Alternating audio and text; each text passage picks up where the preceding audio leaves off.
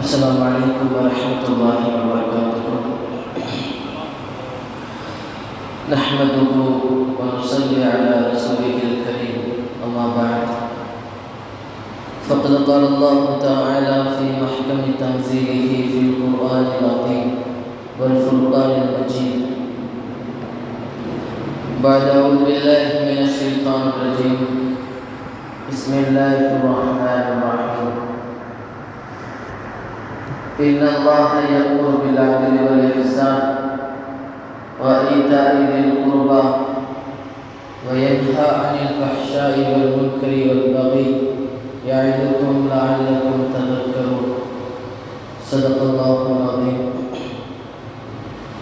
وقال رسول الله صلى الله عليه وسلم: سبعة يظلهم الله يوم لا ظل إلا ظله. صدق رسول الله صلى الله عليه وسلم. சர்வ புகழும் சர்வத்தையும் படைத்து பரிபாலிக்கிற அல்லாஹ் ஒருவனுக்கே உரித்தாகட்டும். அவனுடைய சலாத்தும் சலாமும் சத்திய தூதர் சன்மார்க்க வேந்தர் ஹாத்தமுன் நபியீன் சையதுல் முர்சலீன் முஹம்மது ரசூலுல்லாஹ் ஸல்லல்லாஹு அலைஹி வஸல்லம் அவர்களின் மீதும் அவர்களின் அடிப்படை வாழ்வை பின்பற்றிய உத்தம சத்திய சஹாபாக்கள், தாபிஈன்கள், தபஅ தாபிஈன்கள், சுஹதாக்கள், சாலிஹீன்கள், நாதாக்கள், நல்லவர்கள், குறிப்பாக இந்த ஜும்மாவுடைய நன்னாளில் இங்கே அமர்ந்திருக்கும் நம் அனைவர்களின் மீதும் அல்லாஹ்வின் அன்பும் அருளும் அளப்பரும் கருணையும் கிருபையும் என்றென்றும் நின்று நிலவட்டுமாக. ஆமீன். அல்லாஹ் ரப்புல் ஆலமீன் மனிதனை படைத்து மனிதர்களின் வாழ்க்கை நெறியாய் குர்ஆனையும் நபிகளாரின் சுன்னாவையும் அல்லாஹு தஆலா தந்திருக்கிறார். யார் ஒருவர் இந்த இரண்டையும் தன்னுடைய வாழ்விலே பின்பற்றுவாரோ இருலகத்திலேயும் அவர் வெற்றி பெறுவார். இந்த உலகம் இயங்குவதற்கு 4 காரணம் என்பார்கள். 4 காரணங்களால் இந்த உலகம் இயல்பாக இயங்கிக் கொண்டிருக்கிறது. قيام الدنيا على 4 இல்முல் உலமா, மார்க்க அறிஞர்களுடைய கல்வி, மார்க்க உலமாக்களின் போதனை. 2வது அத்லுல் உமரா, தலைவர்களின் நீதம், ஆட்சியாளர்களின் நீதம். 3வது சகாவத்துல் அக்னியா, செல்வந்தர்களின் கொடை, செல்வந்தர்களின் தான தர்மங்கள். 4வது துஆஉல் ஃபுகரா, ஏழைகளின் பிரார்த்தனை. இந்த 4ம் தான் இந்த உலகம் இயங்குவதற்கு காரணமாக இருக்கிறது என்பார்கள். இந்த 4லே மிக முக்கியமானது அத்லுல் உமரா, ஆட்சியாளர்களின் தலைவர்களின் நீதம் இந்த உலகம் இயங்குவதற்கு காரணமாக இருக்கிறது. நீதம் தவறுகிற பொழுது அந்த இடத்திலே குற்றங்கள் பெருகுகிறது. நீதம் தவறுகிற பொழுது அங்கே அநியாயங்கள் தலைவிரித்து ஆடுகிறது. நீதம் தவறுகிற பொழுது அங்கே குழப்பங்கள் சூழ்ந்து கொள்கிறது. அதனால்தான் 2 நபர்களுக்கு அல்லது 2 குடும்பத்திற்கு அல்லது 2 சமூகத்திற்கு மத்தியிலே நீதம் சொல்வதற்காக வேண்டி அமர்ந்திருப்பவர்களுக்கு சில வரையறைகளை இந்த மார்க்கம் சொல்லித் தருகிறது. லா தஅதிலு பைன இத்னைனி அன்த கதுபானு, நீங்கள் கோபமாக இருக்கிற அந்த நேரத்தில் 2 நபர்களுக்கு மத்தியில் நீங்கள் தீர்ப்பு வழங்க வேண்டாம். நீதம் தவறிவிடும் என்பதற்காக வேண்டி நீங்கள் கோபமாக இருக்கும் நேரத்தில் 2 நபர்களுக்கு மத்தியிலே நீங்கள் நீதம் தீர்ப்பு வழங்க வேண்டாம் என்பார்கள் பெருமான் ஸல்லல்லாஹு அலைஹி வஸல்லம் அவர்கள். கோபமாக இருக்கிற பொழுது 2 நபர்கள் வருகிறார்கள், எங்களுக்கு நீங்கள் தீர்ப்பு சொல்ல வேண்டும் என்று வருகிறார்கள்.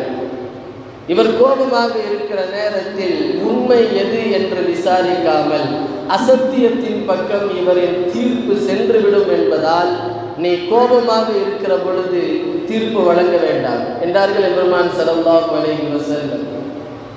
குர்ஆனிலே ஒரு வசனம் வரும். அந்த வசனம் உலகத்தில் இருக்கிற நீதிபதிகள், உலகத்தில் யாரெல்லாம் எந்த மூலைகளிலெல்லாம் தீர்ப்பு வழங்குகிறார்களோ, சாதாரணமாக ஒரு 2 நபர்களுக்காக இருந்தாலும் சரியே, அவர்களுக்கெல்லாம் ஒரு முன் உதாரணமாக எடுத்துக்காட்டாக குர்ஆனுடைய ஒரு வசனம், யா அய்யுஹல்லதீன ஆமனூ கூனூ கவ்வாமீன பில் கிஸ்தி, ஈமான் கொண்டவர்களே 2 கூட்டத்தார்களுக்கு மத்தியில் நீங்கள் நீதத்தை நிலைநாட்டுங்கள். சுஹதா லில்லாஹ், அல்லாஹ்விற்காக வேண்டி நீங்கள் சாட்சியாக மாறுங்கள். வலவ் அலா அன்ஃபுசிக்கும், அந்த தீர்ப்பு, அந்த நீதம் செலுத்துகிற பொழுது வருகிற தீர்ப்பு உங்களுக்கு பாதகமாக இருந்தாலும் சரியே. வலவ் அலா அன்ஃபுசிக்கும் அவில் வாலிதைனி வல் அக்ரபீன், உங்களுடைய உறவுக்காரர்களுக்கு அல்லது உங்களுடைய பெற்றோர்களுக்கு பாதகமாக இருந்தாலும் சரியே. இயக்குன கனியன் அவ் ஃபுகரா, வந்திருப்பவர்கள் ஏழையாக இருந்தாலும் பணக்காரராக இருந்தாலும் நீங்கள் நீதியை நிலைநாட்டுங்கள் என்கிறது அல்-குர்ஆன். வருகிறார்கள், வந்து பிரச்சனை என்று வந்து நிற்கக்கூடியவர்கள், ஒருவரின் மீது இன்னொருவர் குற்றம் சாட்டுகிறார். இப்பொழுது நீதத்தை, அந்த பிரச்சனையை விசாரிக்க வேண்டும். வந்து நிற்பவர்களில் ஒருவர் என்னுடைய தகப்பனாக இருக்கிறார், அல்லது என்னுடைய நெருங்கிய உறவுக்காரராக இருக்கிறார், அல்லது ஒரு மிகப்பெரிய அதிகார வர்க்கத்தில் இருக்கக்கூடியவராக இருக்கிறார், வெறும் பணம் படைத்தவராக இருக்கிறார் என்றாலும் அவர்களுக்கு மத்தியில் நீங்கள் நீதத்தை நிலைநாட்டுங்கள். செய்கிற சொல்கிற தீர்ப்பு அது உங்களுக்கு பாதகமாகவே இருந்தாலும் சரி என்பதாக அல்-குர்ஆன் சொல்கிறது. எனவே நீதத்தை நிலைநாட்ட வேண்டும். எப்படி நிலைநாட்டுவது? வரக்கூடிய பிரச்சனைகளில் வரக்கூடிய நபர்கள் உங்களுக்கு நெருக்கமானவராக இருந்தாலும் அவர்களுக்கு மத்தியில் நீங்கள் உங்களின் சொந்தத்தை, உங்களின் உறவை, உங்களுடைய பாதுகாப்பை நீங்கள் கருத்திலே கொள்ளாமல் எது உண்மையோ எது சத்தியமோ அந்த இடத்திலே தெளிவாக நீங்கள் சொல்லுங்கள் என்கிறது அல்-குர்ஆன். பெருமான் ஸல்லல்லாஹு அலைஹி வஸல்லம் அவர்களை பார்த்து அல்லாஹ் தஆலா ஒரு வசனம் சொல்லுவார், வைன் ஹக்கம்த ஃபஹக்கும் பைனஹும் பில் கிஸ்த். ஓ நபியே, அவர்களுக்கு மத்தியில் நீங்கள் தீர்ப்பு சொல்கிற பொழுது நீதத்தை நீங்கள் கடைபிடியுங்கள், நடுநிலையாக நீங்கள் தீர்ப்பு சொல்லுங்கள் என்பதாக அல்லாஹ் சொல்கிறார். பொதுவாகவே உலகத்தில் எபெருமானின் சமூகத்தை விடவும் ஒரு சிறந்த நீதிமன்றம் எதுவும் கிடையாது. நாயகத்தை விடவும் ஒரு சிறந்த நீதிபதி யாரும் கிடையாது உலகத்தில். அப்பேற்பட்ட எபெருமானின் சமூகத்தை பார்த்து அல்லாஹ் சொல்கிறான், நீங்கள் நீதம் தீர்ப்பு சொல்கிற பொழுது நீதத்தை கடைபிடியுங்கள். நாயகத்தினுடைய சமூகம் என்றைக்கும் யாரையும் பாகுபாடு பார்க்காது. ஒருவருக்கு ஃபேவராக, ஒருவருக்கு சாதகமாக என்றைக்கும் நாயகத்தின் சமூகம் தீர்ப்பு சொன்னது கிடையாது. வரலாற்றில் அப்படி இடம் கிடையாது. ஸல்லல்லாஹு அலைஹி வஸல்லம் அவருடைய சமூகத்திற்கு ஒரு பிரச்சனை வருகிறது. ஒரு உயர் குலத்து பெண்மணி திருடிவிட்டாள் என்று சொல்கிறார்கள்.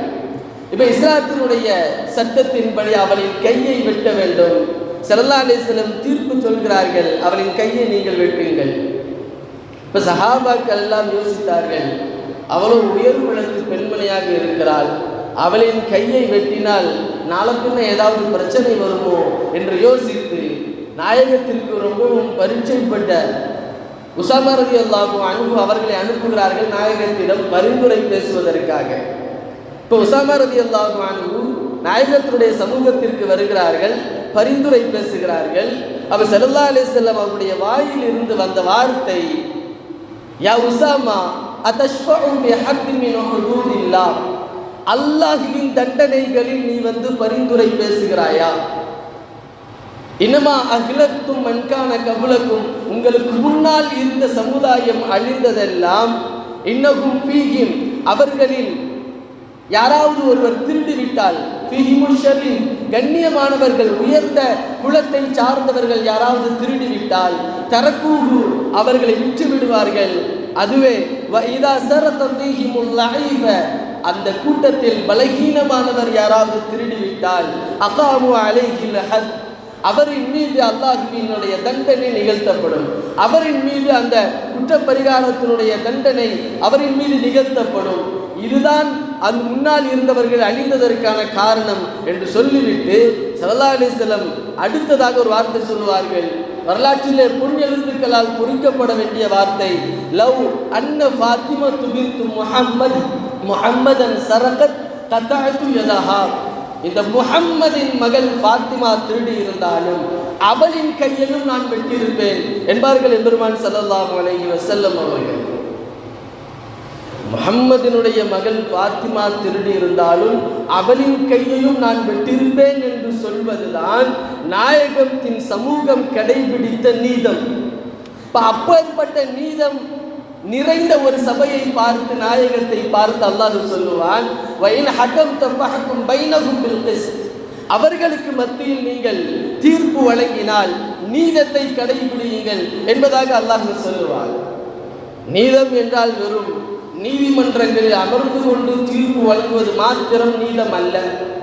ஒரு 2 நபர்கள் அல்லது 2 குடும்பம் கணவன் மனைவி பிரச்சனை என்று வருகிறார்கள், அல்லது 2 சமூகத்திற்கு மத்தியிலே நாம் சுலுகு செய்து வைக்கிறோம், சமாதானம் செய்து வைக்கிறோம். இப்படி எல்லா விஷயத்திலையும் நீதம் இருக்கிறது. நம்முடைய வாழ்க்கையின் எல்லா செயல்பாடுகளிலும் நீதம் அங்கம் வகிக்கிறது. குர்ஆன் சொல்கிறது, பேச்சிலே நீதம் வேண்டும். வைதா குல்தும் ஃபஅதிலு, நீங்கள் பேசுகிற பொழுது நீதத்தோடு பேசுங்கள் என்கிறார் குர்ஆன். எழுத்திலே நீதம் வேண்டும். யா அய்யுஹல்லதீன ஆமனூ இதா ததாயன்தும் பிதைனின் இலா அஜலின் முஸம்மன் ஃபக்துபு. ஒரு கடன் ஒப்பந்தத்தை நீங்கள் எழுதினால் வலத்தும் பைனக்கும் காத்திபும் பில் அத்ல், நீங்கள் நீதமாக நீங்கள் அந்த கடன் ஒப்பந்தத்தை எழுதுங்கள். எழுத்திலே நீதம் வேண்டும் என்கிறார் குர்ஆன். திருமண உறவிலே நீதம் வேண்டும். இஸ்லாத்தை பொறுத்தவரையிலேயும் 1 அல்ல 2 3 4 வரையிலையும் திருமணம் முடித்து கொள்ளலாம். ஆனால் அந்த மனைவிமார்களுக்கு மத்தியிலே நீதம் செலுத்த முடியாது என்று வருகிற பொழுது ஒன்றைத்தான் ஒருவர் திருமணம் செய்ய வேண்டும் என்கிறதால் கூறுவார். திருமண உறவிலே நீதம் வேண்டும். இப்படி எல்லா விஷயத்திலும் நம்முடைய வாழ்க்கையின் வியாபாரத்திலே அளவு நிறுவையில் நீதம் வேண்டும். அவுஃபுல் கைல வல் மீஸான பில் கிஸ்த், நீங்கள் அளந்து கொடுக்கிற பொழுது நீதத்தோடு அளந்து கொடுங்கள். கூட கொடுத்தாலும் பரவாயில்லை, குறைத்து கொடுக்க கூடாது. அளவை விடவும் நிறுவையை விடவும் நீங்கள் குறைத்து கொடுக்க வேண்டாம். கொஞ்சம் 100 கிராம் அதிகமாக போட்டாலும் சரி, அது உங்களுக்கு வரக்கத்தை தரும். ஆனால் குறைத்து நீங்கள் கொடுக்காதீர்கள். அளவு நிறுவையில் நீதம் வேண்டும் என்கிறது அல் குர்ஆன். இப்படி நம்முடைய வாழ்க்கையின் எல்லா செயல்பாட்டிலேயும் நீதம் அங்கம் வகிக்கிறது. ஒரு குடும்பத்தில் தகப்பன் தன்னுடைய பிள்ளைகளுக்கு மத்தியிலே நீதமாக இருக்க வேண்டும் என்கிறது மார்க்கம். ஸல்லல்லாஹு அலைஹி வஸல்லம் அவருடைய சபைக்கு ஒரு சஹாபி வருகிறார். தன்னுடைய மகனை அழைத்து கொண்டு வருகிறார். சொன்னார், யா ரசூலுல்லாஹ், என் மகனுக்கு நான் ஒரு அன்பளிப்பு தந்திருக்கிறேன், பாருங்கள் என்று சொல்கிறார். இப்போ ஸல்லல்லாஹு அலைஹி வஸல்லம் கேட்டார்கள், அஅதைத சாயிரு வலதிக, இது மாதிரி உன்னுடைய எல்லா பிள்ளைகளுக்கும் கொடுத்திருக்கிறாயா? அஅதைது சாயிரு வலதிக மித்ல ஹாதா, இது போல உன்னுடைய எல்லா பிள்ளைகளுக்கும் அன்பளிப்பு தந்திருக்கிறாயா என்று கேட்டார்கள். ஸல்லல்லாஹு அலைஹி வஸல்லம் கேட்டார்கள். அதுக்கு அந்த சஹாபி, இல்லை, இந்த மகனுக்கு மட்டும்தான் தந்திருக்கிறேன் என்று சொல்கிற பொழுது ஸல்லல்லாஹு அலைஹி வஸல்லம் சொன்னார்கள், ஃபத்தகுல்லாஹ் வஅதிலு பைன அவுலாதிக்கும், நீ அல்லாஹ்வை பயந்து கொள், உன்னுடைய பிள்ளைகளுக்கு மத்தியிலே நீ நீதமாக இரு என்றார்கள் ஸல்லல்லாஹு அலைஹி வஸல்லம் அவர்கள். ஒரு குடும்பத்தில் 4 பிள்ளைகள் இருக்கிறார்கள் என்றால் அந்த 4 பிள்ளைகளுக்கும் சமமாக அன்பளிப்பை பகிர்ந்து கொடுக்க வேண்டும். ஆண் பிள்ளை இருக்கிறான், பெண் பிள்ளை இருக்கிறாள். ஆண் பிள்ளைக்கு என்ன அன்பளிப்பு தருகிறாயோ அதே மாதிரி பெண் பிள்ளைக்கு நீ அன்பளிப்பை தர வேண்டும். இந்த இடத்துல நாம் கேட்கலாம், சொத்து மதிப்பில் மாத்திரம் ஏன் ஆணுக்கு 2 பங்கு, பெண்ணுக்கு ஒரு பங்கு. இஸ்லாம் நீதத்தை கடைபிடிக்க சொல்லி இருக்கிறது இல்லையா? அப்ப சொத்திலையும் 2 பங்கு கொடுக்க வேண்டும் இல்லவா என்று கேட்கிற பொழுது இஸ்லாம் அதற்கான தெளிவை தருகிறது. ஆண் அவனுக்கு சுமை அதிகம், ஆண் அவனுக்கு பொறுப்பு அதிகம். ஆண் அவன் தன்னை கவனிக்க வேண்டும், தன் பிள்ளையை கவனிக்க வேண்டும், மனைவியை கவனிக்க வேண்டும், வாப்பா அம்மாவை கவனிக்கணும், அவன் கூட பிறந்த சகோதர சகோதரிகளை கவனிக்க வேண்டும். இப்படி அனைத்து பொறுப்பும் ஆண்களுக்கு இருக்கிறது. ஆனால் பெண் அவள் யாரையும் கவனிக்க வேண்டும் என்ற அவசியம் அவளுக்கு இல்லை. கடமை என்பது அவளுக்கு கிடையாது. அதனால் அவளுக்கு சொத்திலே ஒரு பங்கு என்கிறது மார்க்கம். ஆனால் அன்பளிப்பு என்று வருகிற பொழுது நீ ஆணுக்கு என்ன அன்பளிப்பு தருகிறாயோ அதே அளவில் பெண்ணுக்கும் நீ அன்பளிப்பு கொடு என்கிறது மார்க்கம். உன் பிள்ளைகளுக்கு மத்தியிலே நீ நீதத்தை கடைபிடி. ஸல்லல்லாஹு அலைஹி வஸல்லம் மிம்பரில் ஏறி பிரசங்கம் செய்து கொண்டிருக்கிறார்கள். ஒரு சஹாபியை தேடிய ஒரு சின்ன ஆண் குழந்தை அந்த சபைக்குள்ளே வருகிறது. தன்னுடைய தந்தையை தேடிக்கொண்டே வருகிறது. அங்கும் இங்கும் அழிந்து தந்தையை தேடி கடைசியிலே தந்தையின் இடத்தில் வருகிற பொழுது அந்த ஆண் குழந்தை தலையை தடவி தன்னுடைய மடியிலே அமர வைத்துக் கொண்டார் அந்த சஹாபி. சற்று நேரத்திற்கு பிறகு அதே சபைக்கு அதே சஹாபியினுடைய பெண் குழந்தை உள்ளே வருகிறது. இப்ப அந்த பெண் குழந்தையும் தந்தையை அங்கும் இங்கும் தேடி கடைசியில் தந்தையிடம் வந்து சேர்கிறது. அதையும் தலையை தடவி கரையிலே அமர வைத்துக் கொண்டார். இப்ப இதை பார்த்து கொண்டே இருந்த ஸல்லல்லாஹு அலைஹி வஸல்லம் கேட்டார்கள், ஃபஹல் அலா ஃபஹ்ரிகல் உக்ரா, நீ ஏன் உன்னுடைய இன்னொரு தொடையில அந்த பெண் பிள்ளையை அமர வைக்க கூடாது? ஆண் பிள்ளை மாத்திரம் தொடையில் அமர வைத்துக் கொண்டாய் மடியிலே, பெண் பிள்ளை தரையிலே அமர வைத்துக் கொண்டாயே ஏன்? உன் மற்றொரு தொடை காலியாகத்தானே இருக்கிறது என்றார்கள். உடனே அந்த சஹாபி பெண் குழந்தை தன்னுடைய 2வது மடியிலே அமர வைக்க ஸல்லல்லாஹு அலைஹி வஸல்லம் சொன்னார்கள், ஆல் ஆன அதல்த, இப்பொழுதுதான் நீ நீதமாக நடந்திருக்கிறாய் என்றார்கள் பெருமான் ஸல்லல்லாஹு அலைஹி வஸல்லம் அவர்கள். இப்படி குழந்தைகளுக்கு மத்தியிலேயும் குடும்பத்தில் நீங்கள் நீதத்தை கடைபிடியுங்கள் என்கிற அளவிற்கு மார்க்கம் சொல்கிறது என்று சொன்னால், ஒரு நாட்டிற்கு அல்லது ஒரு உலகத்திற்கு நீதிபதியாக இருக்கக்கூடிய நீதிவான்கள் எப்படி இருக்க வேண்டும்? ஒரு நாட்டிற்கு நீதம் சொல்கிற தீர்ப்பு சொல்கிற நீதிபதிகள் எப்படி இருக்க வேண்டும்? அவருடைய தீர்ப்பு விஷயத்தில் எந்த அளவிற்கு அவர்கள் கண்ணும் கருத்துமாக, எந்த அளவிற்கு அவர்கள் இறைவனை பயப்பட வேண்டும் என்கிற அளவிற்கு மார்க்கம் பேசுகிறது. பொதுவாக நீதிமன்றங்களில் ஒரு சிலையை நாம் பார்த்திருப்போம். ஒரு பெண் சிலை கண் கட்டப்பட்டு கையில தராசு இருக்கிற ஒரு பெண் சிலையை பார்த்திருப்போம். அதுக்கு நமக்கு விளக்கம் தெரியும். கண் எதற்காக வேண்டி கட்டப்பட்டிருக்கிறது? வரக்கூடியவர்களுக்கு மத்தியிலே பாகுபாடு பார்க்கக்கூடாது. அவன் தாழ்ந்தவனா உயர்ந்தவனா, பணக்காரனா ஏழையா, ஆட்சியில் அதிகாரத்தில் இருப்பவனா அல்லது சாமானியனா பாமரனா, எதையும் பார்க்கக்கூடாது.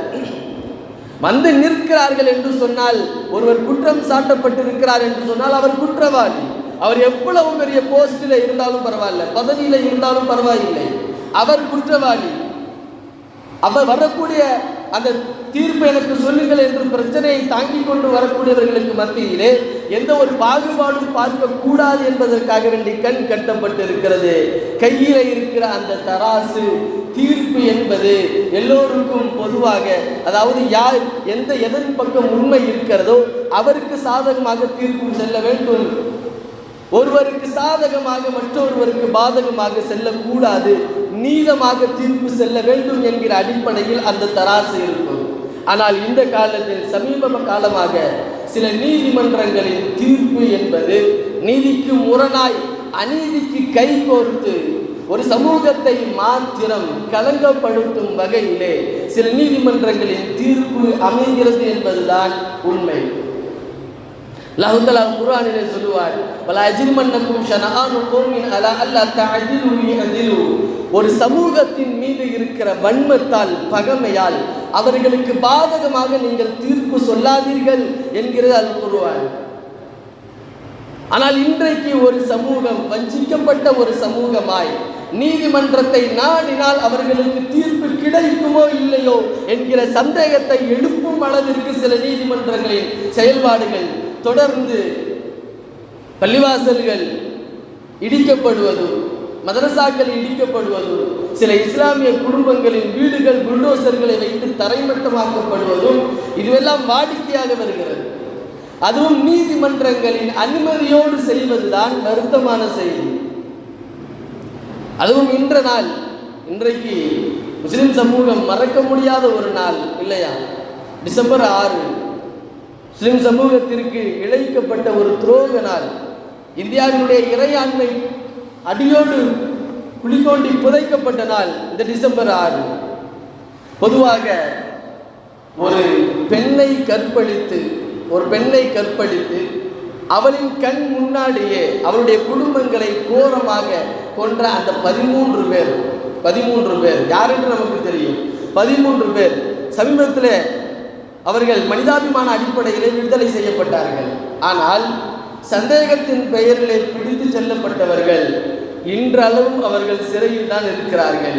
அவர்கள் வயது 70 தாண்டியும் 80 தாண்டியும் அவர்கள் சிறையில் தான் இருக்கிறார்கள். அவருடைய வாலிபம் அந்த சிறை கம்பிக்கு பின்னால் எப்பொழுதோ தொலைந்து போய்விட்டது. எத்தனையோ பிரச்சனைகளில் எத்தனையோ தடவை மடியிலே படுக்க வைத்து ஆதரவு சொன்ன அவருடைய மனைவியின் மடிகள் திரும்ப வராது. உச்சி முதல் உள்ளங்கால் வரையிலையும் பாசமாக நுகர்ந்த அவருடைய பிள்ளைகளின் பாசம் எப்பொழுதும் மாறி போய்விட்டது. இன்னும் அவர்கள் சிறைகளுக்கு பின்னால் அவர்கள் கஷ்டத்தை வேதனை அனுபவித்துக் கொண்டிருக்கிறார்கள். இதையெல்லாம் பார்க்கிற பொழுது இந்த இந்தியாவில் எப்பொழுதோ நீதம் என்பது மங்கி போய்விட்டது என்பதை நமக்கு மீண்டும் மீண்டும் உணர்த்துகிறது. சர்வதிகாரத்திற்கு முன்னால் நீதம் என்பது எப்பொழுதோ மண்டியிட்டு விட்டதோ என்பதை நமக்கு உணர்த்துகிறது. ஆனால் ஒரு நீதிபதி எப்படி இருக்க வேண்டும், முழு உலகத்திற்கும் இந்த இஸ்லாமிய மார்க்கம் நீதிபதி எப்படி இருக்க வேண்டும் என்பதை கற்றுத்தருகிறது. காதியுல் குதாத் என்று சொல்லப்படக்கூடிய காதி ஷுரைஹ் ரஹ்மத்துல்லாஹி அலைஹி முழு நீதிபதி, எல்லா நீதிகளுக்கும் அவர்கள் முழு உதாரணம். காதி ஷுரைஹ் ரஹ்மத்துல்லாஹி அலைஹி சொல்லுவார்கள், இன்ன ஸாலிம வைன ஹகம்த லஹு, ஒரு அநீதம் செய்யக்கூடியவனுக்கு சாதகமாக தீர்ப்பு சென்று விட்டால் எந்ததிலுல் இகாப், அவன் தண்டனையை எதிர்பார்த்து இருக்கட்டும். எப்பொழுது வேண்டுமானாலும் அல்லாஹ்வினிடத்தில் இருந்து அவனுக்கு தண்டனை கிடைக்கலாம். வ இன்னல் மத்லூம வ இன் ஹகம்த அலைஹி, ஒரு அநீதம் செய்யப்பட்டவனுக்கு பாதகமாக தீர்ப்பு சென்று விட்டால் எந்ததிலுல் இன்சாஃப், அவன் நீதத்தை எதிர்பார்த்து இருக்கட்டும் என்பார்கள். அது ஷுரைஹ் ரஹ்மத்துல்லாஹி அலைஹி. அலி ரலியல்லாஹு அன்ஹுவுடைய ஆட்சி காலம் நடக்கிறது. அலி ரலியல்லாஹுடைய கேடயத்தை ஒரு யூதன் திருடி விட்டார்.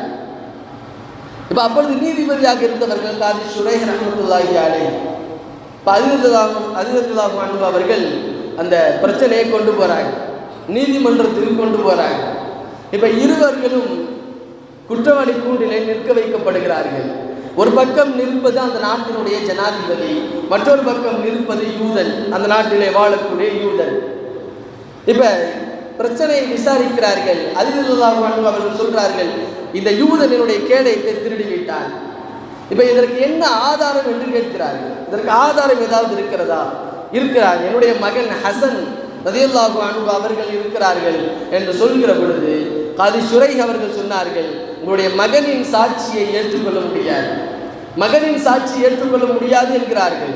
உடனே அலி ரலியல்லாஹு அன்ஹு அவர்கள், சுப்ஹானல்லாஹ், ரஜுலுன் மின் அஹ்லில் ஜன்னா லா தக்பலு ஷஹாதத்துஹு, சொர்க்கவாதி என்று நன்மாராயம் கூறப்பட்ட சஹாபி இவருடைய சாட்சியை நீங்கள் ஏற்றுக்கொள்ள மாட்டீர்களா என்று கேட்கிற பொழுது காதி ஷுரைஹ் ரஹ்மத்துல்லாஹி அலைஹி சொல்லுவார்கள், அம்மா ஃபில் ஆஹிரா ஹாதா ஃபில் ஆஹிரா, சொர்க்கவாசி என்பதெல்லாம் நாளை மறுமையில் தான். அம்மா ஃபித் துன்யா லா தஜூஸு ஷஹாதத்துஹு, இது உலகம், இந்த உலகத்தில் அவரின் சாட்சி ஏற்றுக்கொள்ள முடியாது.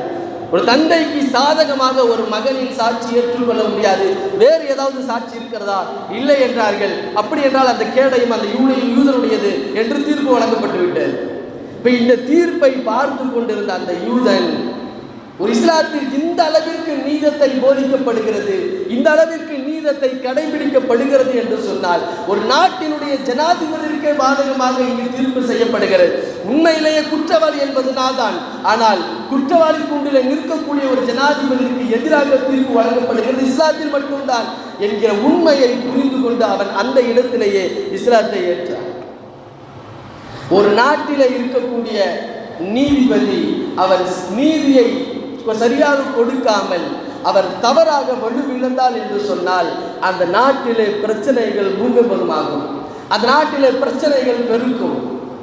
ஒரு நாட்டில் ஏற்படக்கூடிய பிரச்சனைகளுக்கு, கலவரத்திற்கு ஒரு நீதிமன்றத்தில் இருக்கக்கூடிய நீதிபதிகளின் தீர்ப்பு என்பது ரொம்பவும் முக்கியம். சமீப காலமாக பள்ளிவாசல்கள் தொடர்ந்து இடிக்கப்படுகிறது அல்லவா? 1991 ஒரு ஆக்ட் ஒன்று பாஸ் ஆகிறது, ஒரு சட்டம் ஒன்று பாஸ் ஆகிறது. 1947க்கு பிறகு இந்தியா சுதந்திரம் பெற்ற பிறகு எதுவெல்லாம் வழிபாட்டு தலமாக கருதப்பட்டதோ அதுவெல்லாம் அதே வழிபாட்டு தலம் தான். எது பள்ளிவாசலோ அது பள்ளிவாசல், எது கோயிலோ அது கோவில், எது சர்ச்சோ அது சர்ச், அவ்வளவுதான். இது 1991 இந்த ஆக்ட் பாஸ் ஆகிறது. ஆனால் 92 பாபரி இடிக்கப்படுகிறது. 92 பாபரி மசூதி இடிக்கப்படுகிறது. காரணம் ஒரு நீதிமன்றம், ஒரு நீதிமன்றத்தில் வந்த ஒரு தீர்ப்பு. இப்போ அந்த சட்டத்திற்கு என்ன மரியாதை? 1991 ஆக்ட் ஆன அந்த அந்த சட்டத்திற்கு என்ன மரியாதை? இப்போ அந்த சட்டம் வந்த பிறகு ஒருவர் இப்படி தீர்ப்பு கொடுத்து அந்த பள்ளிவாசல் மசூதிகள் இடிக்கப்படுகிறது என்று சொன்னால் அவங்களுடைய இலக்கு பாபரி மட்டுமல்ல, பாபரில் ஆரம்பித்து இன்றைக்கு யூபியில் உத்தரப்பிரதேசத்தில் இருக்கக்கூடிய ஜமா மஸ்ஜித் வரையிலையும் அதற்கு பிறகு எத்தனை பள்ளிவாசல்கள் அவர்களின் பாக்கெட்டுகளில் இருக்கிறது என்று நமக்கு தெரியாது. இந்தியாவிலே பள்ளிவாசல்கள் இருக்கக்கூடாது என்கிற அளவிற்கு ஒரு முனைப்போடு இஸ்லாத்தினுடைய எதிரிகள் செயல்படுகிறார்கள் என்று சொன்னால் அவர்களுக்கு கை கொடுக்கிற சில நீதிமன்றங்கள் செய்கிற தவறு இந்த நாட்டிலே மீண்டும் மீண்டும் பிரச்சனை எழுப்பிக் கொண்டே இருக்கிறது. ஸல்லல்லாஹு அலைஹி வஸல்லம் சொல்வார்கள், நீதிபதிகள் என்பவர்கள் 3 வகையினர். நீதிபதிகள் 3 வகையினர். அதில் வாஹிதுன் ஃபில் ஜன்னா இத்னானி ஃபின்னார். ஒருவர் சொர்க்கத்திற்கு போவார், 2 நரகத்திற்கு செல்வார்கள். சொர்க்கத்திற்கு செல்லக்கூடிய அவர் அரபல் ஹக்க ஃபகதா அலைஹி, ஒரு உண்மை எது என்று தெரிந்து அந்த உண்மைக்கு சாதகமாக தீர்ப்பு வழங்குபவர் சொர்க்கத்திற்கு செல்லுவார். 2ஆம் நபர் அரபல் ஹக்க ஃபஜார அலைஹி, உண்மை எது என்று தெரியும், ஆனால் அந்த உண்மைக்கு புறம்பாக அவர் தீர்ப்பு வழங்குவார். விசாரிக்கிற பொழுது இவர்களின் பக்கம்தான் நியாயம் என்று தெரியும், உண்மை இவரின் பக்கம்தான் இருக்கும், ஆனால் அசத்தியத்திற்கு தோதுவாக அவர் தீர்ப்பு வழங்குவார், அவர் நரகத்திற்கு செல்லுவார். 3ஆம் நபர் ரஜுலுன் கதா ஃபின் நாஸி அலா ஜுஹ்லின், எது உண்மை என்று தெரியாமலேயே தீர்ப்பு வழங்குகிறவர், பிரச்சனையை தீர விசாரிக்காமலேயே தீர்ப்பு வழங்கக்கூடியவர் நரகத்திற்கு செல்வார் என்பார்கள் எம்பெருமான் ஸல்லல்லாஹு அலைஹி வஸல்லம் அவர்கள். எனவே ஒரு பிரச்சனை என்று ஒருவர் வருகிற பொழுது இது ஒரு சமூகத்தினுடைய பிரச்சனை மாத்திரமல்ல, ஒரு சமூகத்திற்கு வழங்கப்படக்கூடிய தீர்ப்பில் மாத்திரம்தான் நீதத்தை கவனிக்க வேண்டும் என்பது கிடையாது.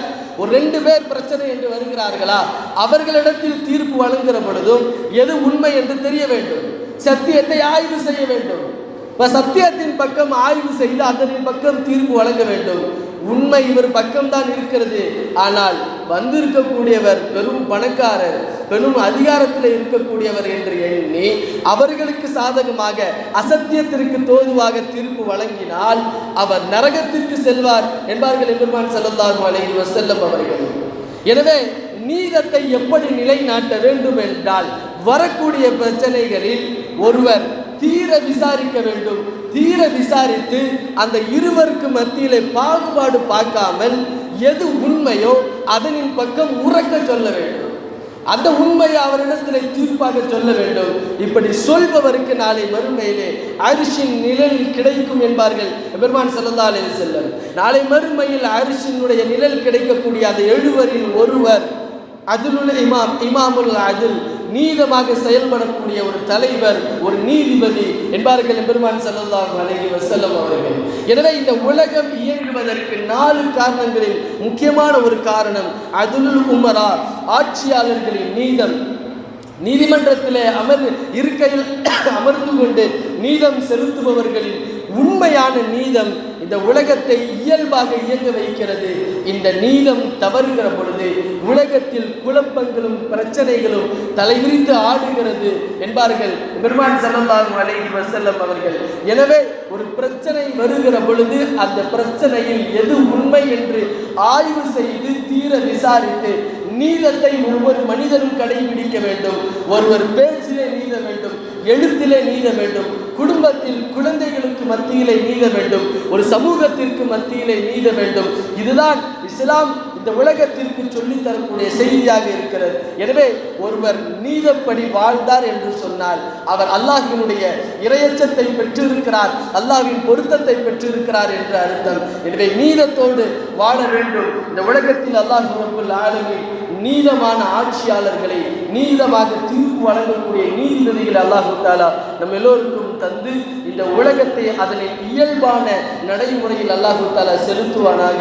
ஆமீன் யா ரப்பல் ஆலமீன். வஆகிரு தஅவானா அல்ஹம்துலில்லாஹி ரப்பில் ஆலமீன். அஸ்ஸலாமு அலைக்கும் வரஹ்மத்துல்லாஹி வபரகாத்துஹு.